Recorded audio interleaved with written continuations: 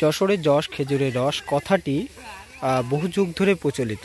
তো আজকে আমরা চলে এসেছি এবং এসে দেখতে পাচ্ছি রাস্তার পাশেই গাছ কাটা হচ্ছে এবং আপনারা জানেন যে যশোরের খেজুরের গুড় আলাদা একটা স্বাদ এবং খেজুরের রস খেজুরের গুড় বললেই যশোরের কথা মনে আসে, কারণ যশোরের মতো এত সুমিষ্ট খেজুরের রস বা গুড় এটা আর কোথাও পাওয়া যায় না, একমাত্র যশোরে পাওয়া যায়। তো আমরা আজকে এসেছি, যেতে যেতে দেখলাম যে ভাই এখানে গাছ কাটছেন অলরেডি এবং যশোরের বিভিন্ন জায়গাতে এই গাছগুলো কিন্তু এখন কাটা হচ্ছে। আর এরপরেই খেজুরের রস সংগ্রহ করা হবে।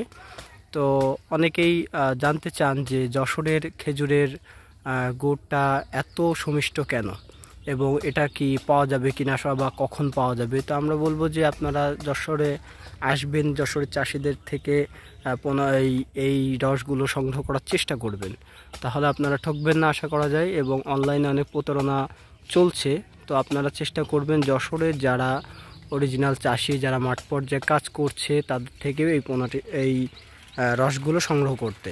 তো আমরা এসেছি, বেশ ভালো লাগছে দেখে যে এখানে গাছ কাটা হচ্ছে, প্রতিটা গাছ সুন্দর করে এটা কাটা হচ্ছে। আর চাষি ভাইরা জানে যে কোন গাছ থেকে ভালো রস হবে, সেই গাছটা সেভাবে কিন্তু কাটা হয়। তো দর্শক শ্রোতা, আপনারা আমাদের সাথে থাকুন।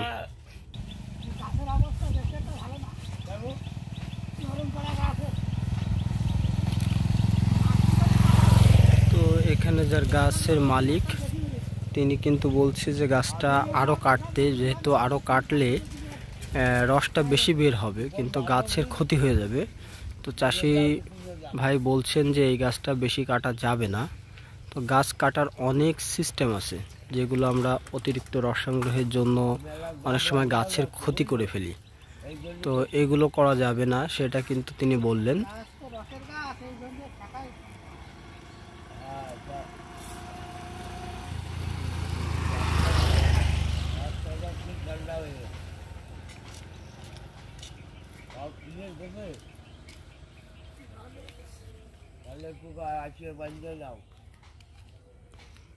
গাছ ওইটা কাটা হয়ে গেছে, এখন নামবে।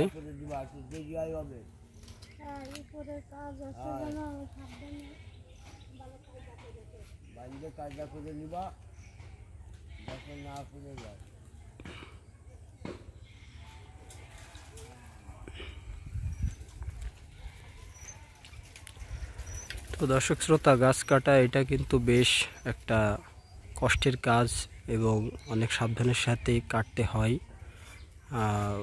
অনেক সময় অ্যাক্সিডেন্ট ঘটে যেতে পারে।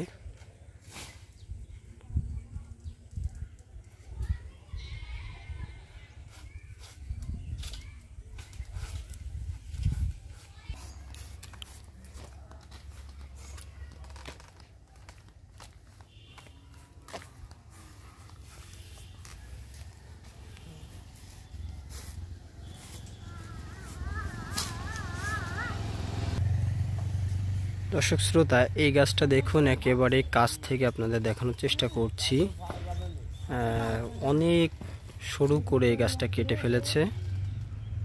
তো এই ছোট গাছেও কিন্তু রস হবে এবং ওই পাশে দেখছি যে বড় গাছ কিন্তু এটা কাটেনি, তার মানে ওই গাছটাই রস হবে না, এর কোনো একটা কারণ আছে, চাষিরা দেখলেই বুঝতে পারে।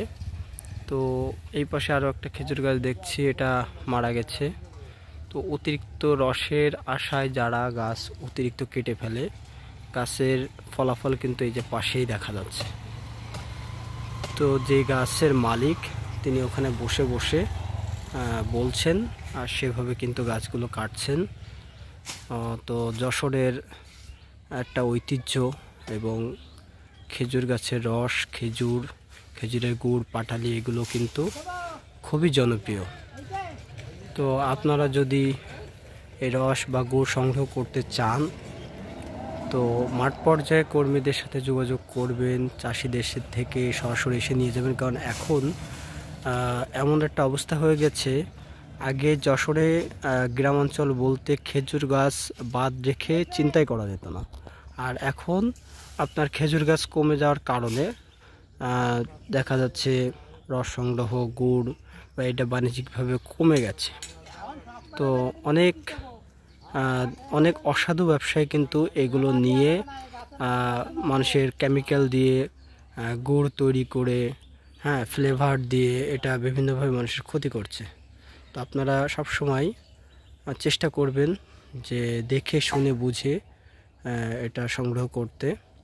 তো এই গাছটা কাটা হয়ে গেছে, এই ভাই নেমে যাচ্ছেন এখান থেকে। তো এখানে কিন্তু আরও কিছু গাছ আছে, এগুলো কাটা হবে কিনা আমি জানি না। আমরা আস্তে আস্তে দেখলাম ওই পাশে কিছু গাছ আছে, ওইগুলো কাটা হয়ে গেছে। ওই দেখুন 3টা গাছ ওখানে কাটা হয়ে গেছে। তো তিনি পর্যায়ক্রমে একটার পর একটা এই গাছগুলো কাটছেন। তো দর্শক শ্রোতা, যারা যশোরের আশপাশে আছেন তারা অবশ্যই আমাদেরকে কমেন্ট করবেন যে কে কোথা থেকে দেখছেন, বা আপনাদের দিকে এই খেজুরের রসের স্বাদ কেমন, পাওয়া যায় কিনা, অ্যাভেলেবেল আছে কিনা আমাদেরকে জানাবেন। এই ভাইয়া কিন্তু আর একটা গাছে উঠছেন পাশের গাছটাতে, তাহলে আমার মনে হয় প্রতিটা গাছ তিনি কাটবেন আর কি পরপর।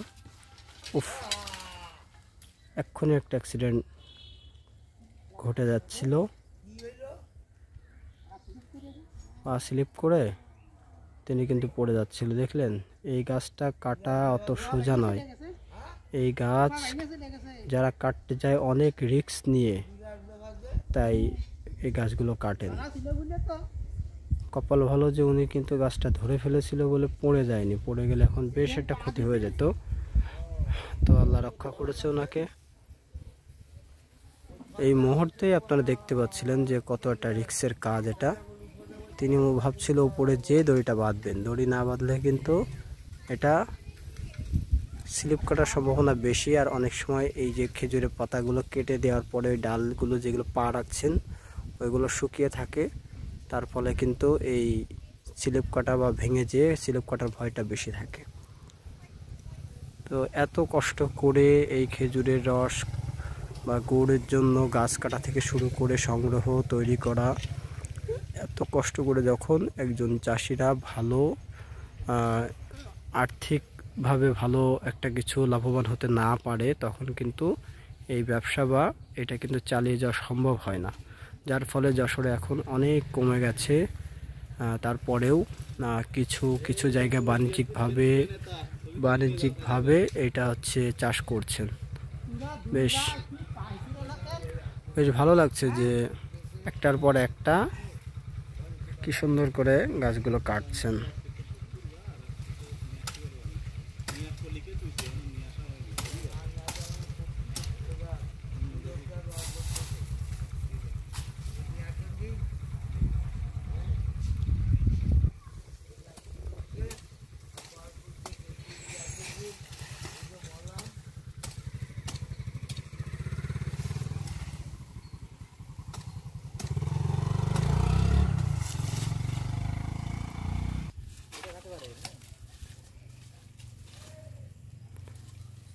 আগাছাগুলো বা শুকনো ডালগুলো আগে হাত দিয়ে ভেঙে দিচ্ছে, টুকটুক করে একটা একটা করে কাটতে কাটতে উপরের দিকে যাচ্ছে। গাছ কাটাটা বেশ চমৎকার লাগে দেখতে। আপনাদের একটু জুম করে দেখায়, দেখুন।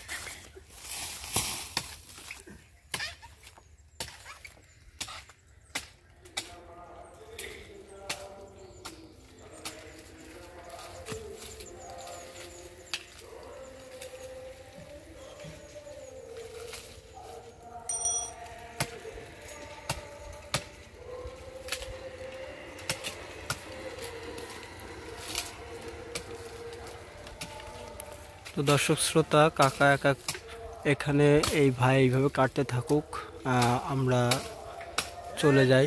সকলে ভালো থাকবেন, ভিডিওটা লং করছি না। সকলের জন্য শুভকামনা রইল, ভালো থাকবেন, আল্লাহ হাফিজ।